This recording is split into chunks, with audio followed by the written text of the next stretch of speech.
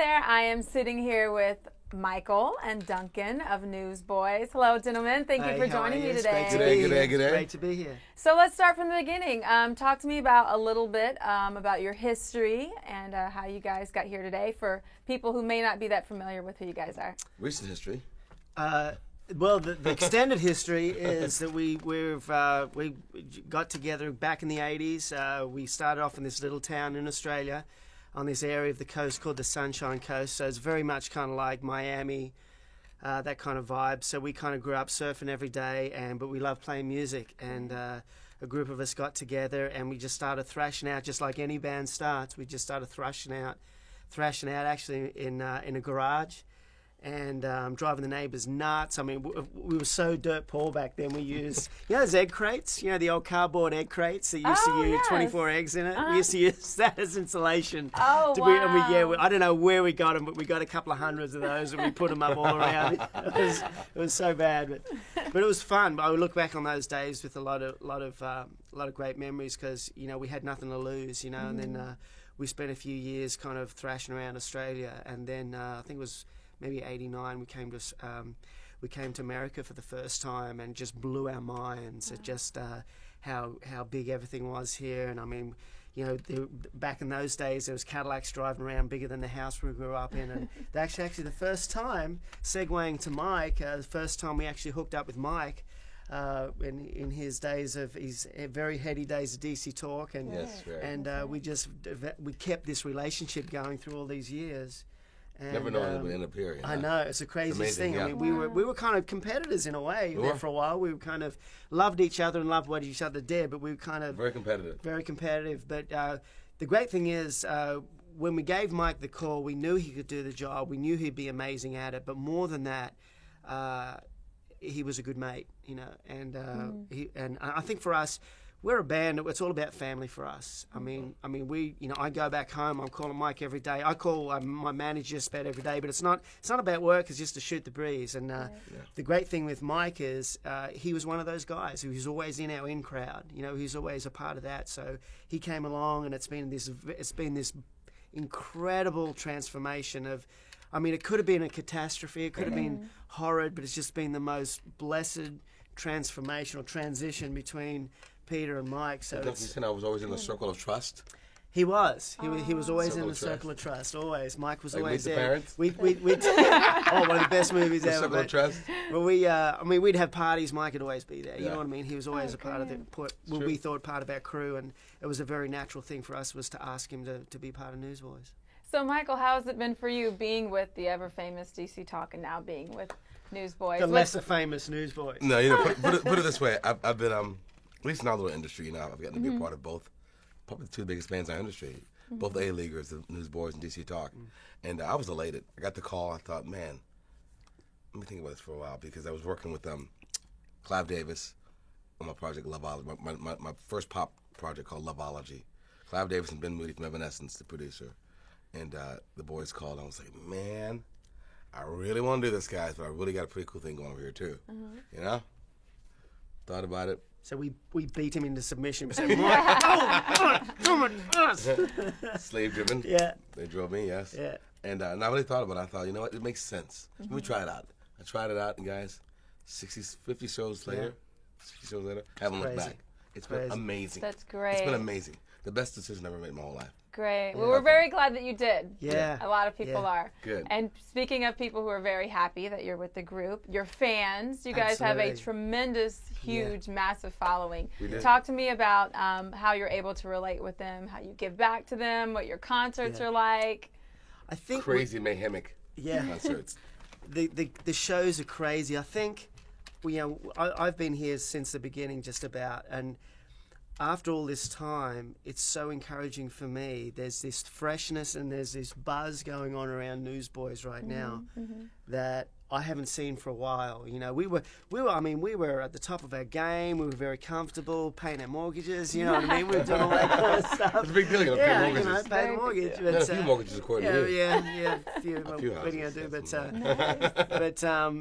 but we were. but now there's this. I mean, back in the day, like if you were a Newsboys fan, you're a DC Talk fan. Pretty much. So, Pretty much. so we were really aware of that too, and our fans have just wrapped their arms around Mike and just given him a big hug, and it's just. And the shows have always been. Newsboys have always had the best show.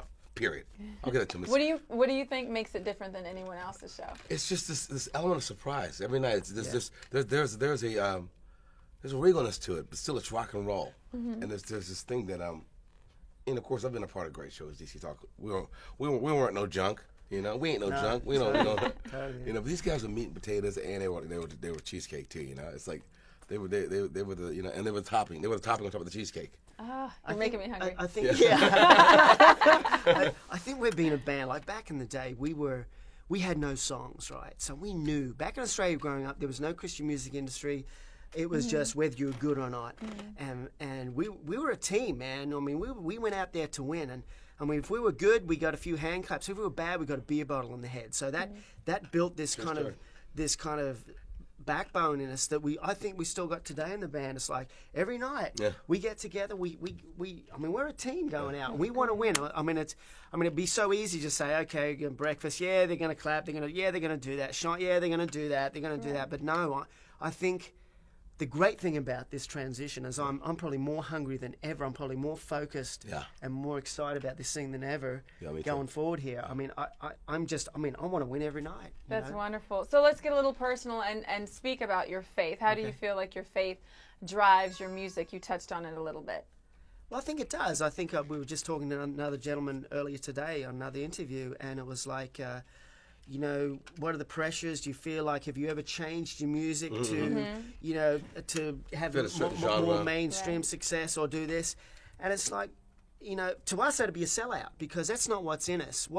We write about what's in us. I think most people do. They write what's in them. So for us to go singing about, you know, booty and sex, drugs and rock and roll, we'd be selling out to ourselves because it's not really what we're about. But, you know, I'm of the conviction that if you write about what's in your heart and you're honest and truthful in your writing and everything you do, just let God do the promotion, you know what I mean? I mean, if we got to play, you know, in front of more people or a greater audience, fantastic, you know? But if not, well, that's great too. You know, we're just having a blast. You know, we're having a really good time, and we really believe that we're walking in our calling. I mean, that's all we can hope for, right? And we're alert. We're alert. You know, our faith is in our music. Our music is in our faith. Right. You know, it's like it's makes sense. connected. It's connected. It does, It's because it's like for us, it's you know, the closer we get to the Creator, the more creative we should be, and the more creative we get. So we write what's, you know, if it's social conscious first song, or if it's about, you know, our struggle with this or that or the other, we write about it. And we're not from Mars, we're from Earth. Right. So we figure other humans are going through the same problems. It's debatable, Mike, you know. It's debatable. Sometimes I wonder about you. But, but we go through what humans go through, you know? Albeit different levels at different times, but we go through the same thing. Do you feel like there's an underlying message in all of your music, or is it just more of expressing yourself at that point in your life? Well, it's a message of love. I mean, for me, the message is always love. I mean, you can talk about, you know, this and the other. Everything always ends back at the intersection of love. You know, the New Testament talks about love over 200 times. You know, Jesus talks about love over 200 times. You think he might have meant something by that. You think, you know? So, a point across, huh?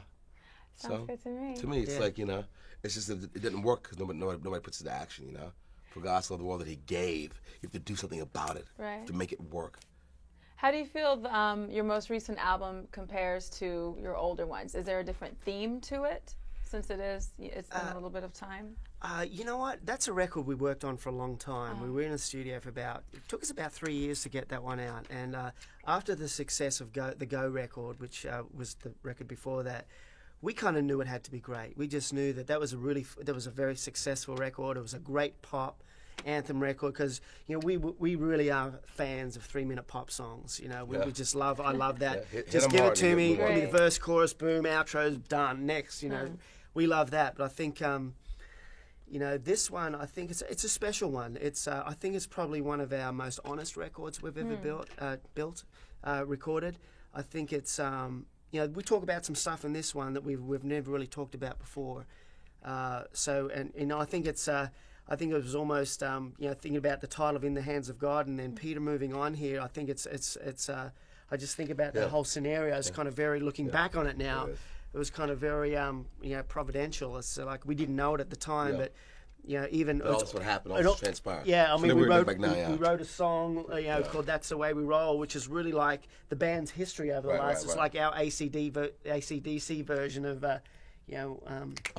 "Long Way to the Top." You know, it's kind of their, in a 3 minutes, that's their life, and there was a feeling of closure with this record. Now, looking back now, Mike. Well, it was. Yeah. Well, we didn't know it at the time. Yeah, That's why it's kind of so crazy. There's this feeling of, okay, this is the closure of this section of Time of the Newsboys. Yeah. That's right. And now going forward, I mean, I heard some demos just the other day of stuff Mike's been working on, Pete's been working on. The new Michael Tate. Oh my gosh, it is exciting. It is so amazing. It is. I mean, I'm listening to these songs, going, "Yep, that's a hit. Yep, that's a hit. Wow. Oh, yeah, that's a hit." So fun record, boys. This, Get ready. this next record, look out, because ready, it's gonna be pretty big. I mean, Voice meets DC Talk. and beyond. that's really what it is. It's really the best of DC Talk, Exciting. best of Newsboys coming together, and that's what I'm so I excited can't about. stop smiling. It's so I know. exciting. You're getting me excited. I I'm know. like, when? It really is. It really is incredible. I'm trying to pull the lens back and go, okay, can I hear this on a DC Talk record? Yes, I can. Can I hear it on a Newsboys record? Yes, I can. Wow. So it's this incredible combination of these two worlds coming together, which Mike has brought into this thing. And I'm telling you what, this next record, it's going to be the best we've ever done. So with all the great things that are happening with the new record and the new edition, where do you see the group in about maybe 5 years? 5 years. We hopefully, you know what, we've always wanted to go as groups, as your group, Newsboys and DC Talk too. If we don't reach outside the marketplace we're in right now, the Christian marketplace and beyond, we would have missed the plot. You know, it's like we're not ashamed of this place. We're not running from it. We are embracing. We want to embrace and bring it to the world. That's so wonderful. To me, it's like there's no bigger joy for me than the people say, "Oh, what do you do?" Well, I'm a believer, and my songs reflect my faith. It's like that's what makes me breathe, baby. Yeah, Every day I wake up, it's what gives me my energy. You know, I'm proud because I've been a Jesus freak. You know, I say more. I'm so excited about that. You know, I want to be I am a freak. You know, Right. and beyond. It's like, and the music. It's like this gives us. This is all we have to hope for. You know, our faith lies within this whole thing. That's great. So, you make me feel like I've known you guys like forever. I feel like so close to you now. But for your fans, in addition to coming to our website for more information about you guys, how can fans keep up with you? Are you on different things like MySpace, Facebook, Twitter, things like that as well? All the above. All of Everything. the above. I mean, Your website. Newsboys is on. We're on it all. Facebook, we're Twitter, we're Flickr. We've got obviously newsboys.com. Flickr? I think. Flickr. Did I say Flickr? Yeah, I think I said that. I personally am on. I got my own website, duncanphillips.net. Okay. I Flickr, I Twitter, I do it all. I don't even know what I do half the time, but also I just want to really touch real quickly on the historic event that we're playing tonight at the Hammerstein Ballroom. This is the first time, so I'm told, in the history of the universe that there's been an event like this played in that venue. And what an amazing venue. You got to come see this venue. It is incredible.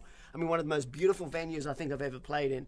But the greatness and the historicness of it, of this CCM festival coming into this venue this weekend. And, how cool. And I think it's just... kudos to the person who thought of it. Absolutely. I'm sorry it wasn't me, but what a great combination of this incredible historic ballroom coming together with CCM Music in New York City. So we're so stoked to be part of it. That's great. When are you guys performing, tonight or tomorrow? Tonight. Oh, Yeah, tonight. fun. Yeah. Tan, you coming? I can't. I'll be with everyone here, working hard. But I'll be there in spirit. I promise. Okay. All right. Oh man, they won't give you a couple of hours off, maybe. We'll see what happens. Fingers crossed. All right. Well, thank you so much for joining me, gentlemen. It was such a pleasure. Make sure to head over to our website if you want to learn more about Newsboys, and you can also see the extended version of this interview. But unfortunately, that's it for this week's episode of Ichthus EQ. But make sure you tune in next week where we promise to have more awesome music videos for you. But I will leave you with a little something before we say goodbye. Here's one of my favorite songs called We Can Try from Between the Trees. I'm Mari White, and I'll see you guys next week.